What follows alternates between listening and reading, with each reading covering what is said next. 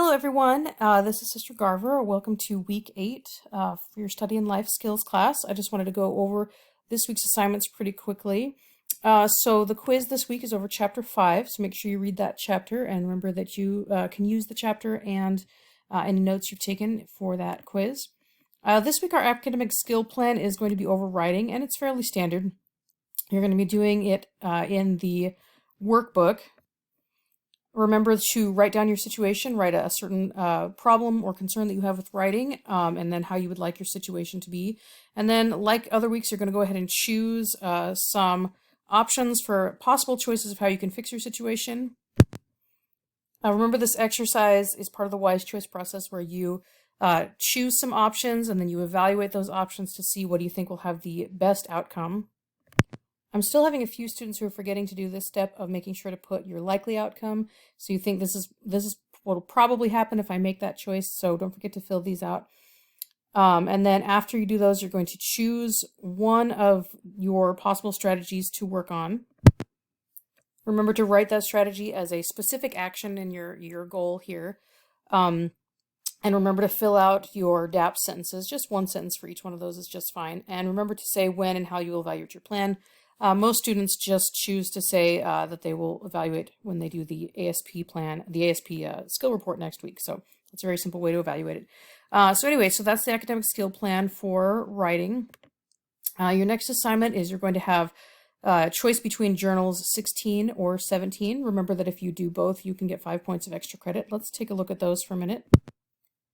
So in both 16 and 17, you'll have some sentence stems, which basically means you'll have just a sentence that you need to finish off. It will begin the sentence and then you will finish it. So for example here, a specific situation when someone assisted me was when my car broke down on vacation. So you will finish these sentences and kind of evaluate in the interdependence journal, you'll kind of evaluate how you are at asking for help and if that's a struggle for you. Just kind of a little bit of self-reflection there. These first ones here are just short answer, just finish the sentence. Down below where you are asked to analyze your relationship to others, whether you're dependent, codependent, independent, or interdependent. That's going to be just a little bit longer response, probably about a paragraph. So just keep that in mind. So short sentence answers for the sentence stems, and then down here probably about a paragraph is about what I'm going to be expecting. And same thing for journal 17. You're also going to have sentence stems here where it'll begin the sentence for you. So you will just finish the sentences right here. And down below, you're going to have a little bit longer response questions where you talk a little bit about any resistance you might have to creating a support network, any challenges you have with that. It says here, dive deep, so that's going to indicate that you're going to want to have a little bit longer responses down here. The last assignment that I wanted to talk about was the share and discuss network interview. This one is a little bit different from the other share and discuss assignments that we've done before because it requires you to reach out to someone in your field or in your profession, and you're going to conduct at least a 10-question interview with this person, and then you're going to write down their responses to your questions. This one takes a little bit more preparation. The hardest step is often finding someone to interview. So you're going to want to get started on this as early as you can so you can try and find someone to interview. I would discourage you from interviewing a family member just because this is meant to expand your network and help you to meet more people.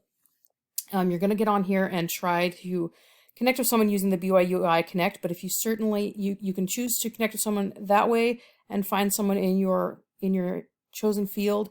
But if you know someone already that you would like to interview, that would also work. You have to have at least 6 questions just to get a C. I would recommend no fewer than 10 questions. And I would, if you can, try to have this interview in person or over Zoom. That's probably going to be your most effective. Some people will send out an email and ask for responses to the questions. I've typically seen that a lot of students don't get responses when they do that because people are very busy.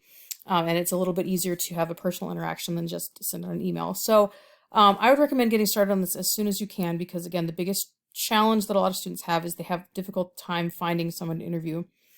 So you want to make sure that you get started as early as you can and find someone to interview. This isn't something you can do last minute. So just be thinking about that, about who you'd like to interview. Remember that you want to ask at least 10 questions, and then just write down what the person said as an answer to their questions. And this can help you to get to know more people in your field, get to know your field a little bit better. If you haven't chosen a major, you're not sure what to do, then just try and find someone in a field that you're interested in or that you're considering. Please let me know if you have any questions about this one. Again, the overall idea is to find a professional in your field or a field that you're interested in and do a 10-question interview about the field and about their experience in that, and just kind of get a little bit of an idea of what it's like, and also hopefully get to know someone else in your profession who can be a connection for you. So that one is one that's going to take a little bit more time in preparation, so be thinking about that as you begin this week. And that's pretty much all for week 8. Really quickly though, looking ahead, just to give you a little bit of a heads up, is that it's a good idea to be looking forward into the next classes, because there's some of these assignments that are coming up that are going to take a little bit more preparation. Remember, if you're doing your 32-day commitment, to continue working on that. You'll have a chance to report on that in week 11 for some bonus points. So just kind of be looking forward a little bit and letting yourself know if there's any assignments that are coming up that might end up taking a little bit more time, like the Share and Discuss interview. That one takes a little bit more time. One other assignment, and this is a few weeks out, but one other assignment that will take a little bit more time is in week 12. You'll have a presentation video where you'll record a short video of yourself. So that's just a couple heads up for the future to be working on your 32-day commitment if you chose to do that journal. And also that in week 12, you're going to have a video that's going to take a little bit more time. So hopefully that gives you a bit of a preview of week 8 and also of some of the more intensive assignments that are coming up.